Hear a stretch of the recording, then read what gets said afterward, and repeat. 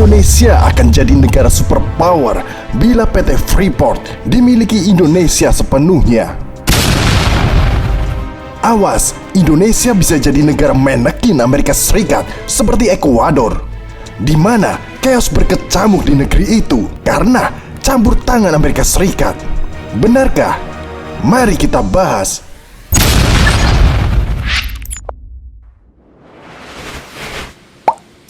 Untuk keberanian. Kadang-kadang kita terbayang-bayang oleh ketakutan kita sendiri. Dulu waktu kita mau ambil Freeport kembali, mayoritas informasi yang saya terima memang semuanya menakutkan. Menakutkan semuanya. Nanti Papua akan goncang, Papua akan lepas, Amerika akan marah. Sampai 3 tahun kita kerja ini. Dan menterinya maju mundur, maju saya gitu kan. Sobat Pagi Media, lihatlah dahulu di mana isu-isu campur tangan Amerika Serikat seperti CIA yang menggulingkan Soekarno dan pengaruhi setiap pemilu kini makin terungkap, di mana ada PT Freeport yang menjadi potensi persepsi negatif. Selama setengah abad lebih beroperasi, Freeport terus mendulang laba. Sementara di sisi lain, kontribusi bagi masyarakat Papua sebagai tuan rumah tidak pernah begitu kentara. Berbagai media asing bahkan membubuhkan predikat number one public enemy kepada PT Freeport karena alasan ini. Hal yang membuat kisah tentang Freeport menjadi makin menarik adalah soal tuduhan-tuduhan politis yang kerap diarahkan pada perusahaan ini. Tidak sedikit yang menganggap kejatuhan Soekarno punya kaitan dengan upaya Freeport untuk menancapkan kuku bisnisnya di Indonesia. Demikian pula dengan berbagai anggapan bahwa perusahaan ini kerap ikut mempengaruhi di seputaran pergantian kekuasaan di negeri ini. Kenapa bisa Indonesia jadi manekin perusahaan asing yang terus mengeruk kekayaan sumber daya Indonesia? Apakah akan diteruskan? Akankah pemimpin Indonesia selanjutnya bisa mengatasi hal itu? Mari kita lanjut, bos. Sobat Pagi Media, di tahun 1936, tambang-tambang dan emas di Papua yang dikuasai Freeport ternyata pertama kali ditemukan oleh Dosi dan teman-temannya. Penemuan itu membuat Amerika Serikat memihak Indonesia dalam sengketa Irian Barat dengan Belanda. Amerika Serikat mendorong Belanda untuk melepas Papua, di mana Menteri Luar Negeri Belanda yang dipimpin oleh Joseph Luns mengatakan bahwa Amerika memaksa Belanda keluar dari Papua setelah menolak kerjasama penambangan sumber emas dan tembaga.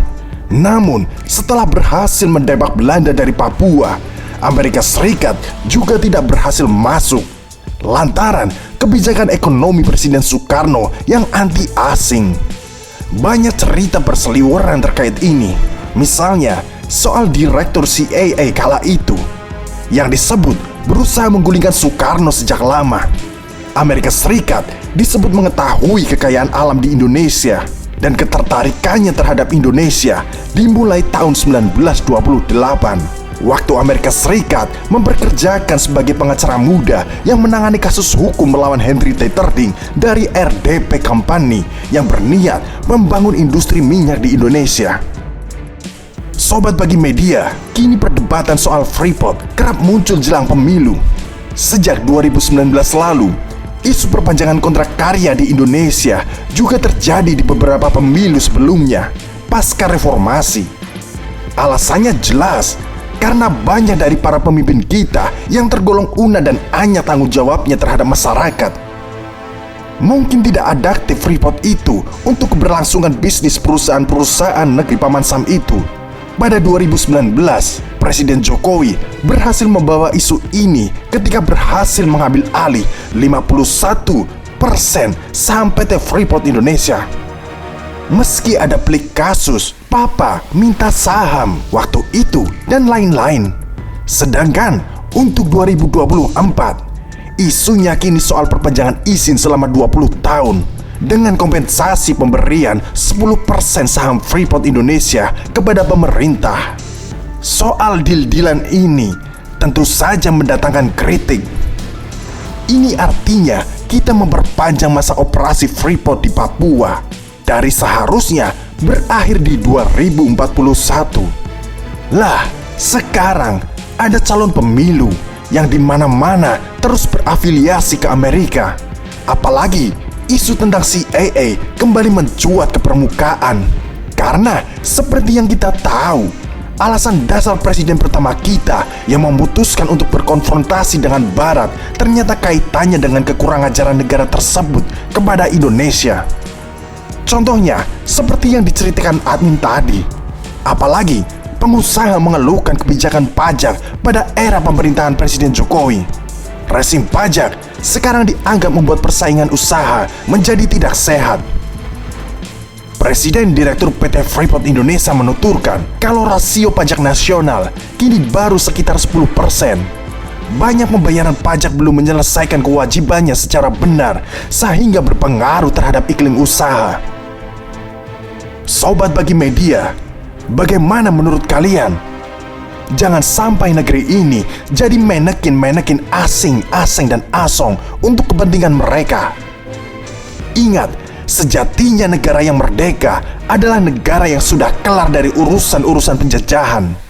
Camkan itu dan renungkan. Mau sampai kapan kita jadi boneka-boneka untuk negara besar? Pilihlah pemimpin yang kerja keras dan jangan pilih pemimpin yang hanya rebahan tak karuan. Ingat, lempar batu kena tabung. Tabung itu punya Farhan. Merdeka itu mahal, Bung. Warisan kemerdekaan janganlah kita sia-siakan. Merdekalah Indonesia seutuhnya. Merdeka! Hurra!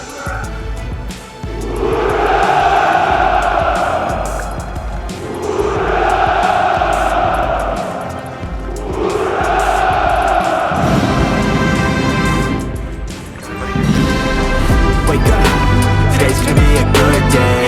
Wake up, today's gonna be a good day. Wake up, today's gonna be a good day. Wake up, today's gonna be a good day. Wake up, today's gonna be a good day. Wake up, today's gonna be a good day. Wake up, today's gonna be a good day. Wake up, today's gonna be a good day. Yo. Set your affirmations, aspirations. I got shit to do, the aftermath of preparation. Good food, good mood, blood in circulation. One step at a time, yeah, that's how you make it. Set a goal you control and the steps you take them. I try to pick one thought, have some concentration. And if I make a mistake, it's called education. I try to do this every day, call it replication. Wake up, today's gonna be a good day. Wake up, today's gonna be a good day. Wake up, today's gonna be a good day. Wake up, today's gonna be a good day. Wake up, today's gonna be a good day. Wake up, today's gonna be a good day. Wake up, today's gonna be a good day. Wake up, today's gonna be a good day. So life ain't easy, yo, I think there's a reason though. Ups and downs.